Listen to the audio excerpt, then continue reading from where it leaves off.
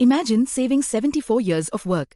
That's exactly what Roboflow estimates thanks to Meta's Segment Anything model, or SAM.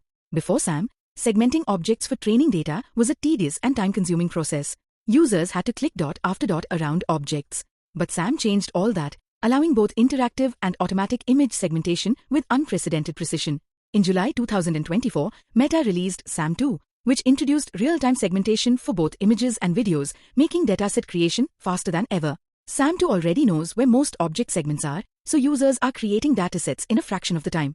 We've seen 60 million polygons processed using SAM, which translates into 74 years of time saved. SAM has made labeling data simpler and more accessible. With over 500,000 public datasets and 350 million images on Roboflow universe, SAM's impact is broad and growing. Roboflow's customers use SAM in industries from natural disaster recovery to live sports instant replays, and even insurance claims processing, transforming how they analyze visual data.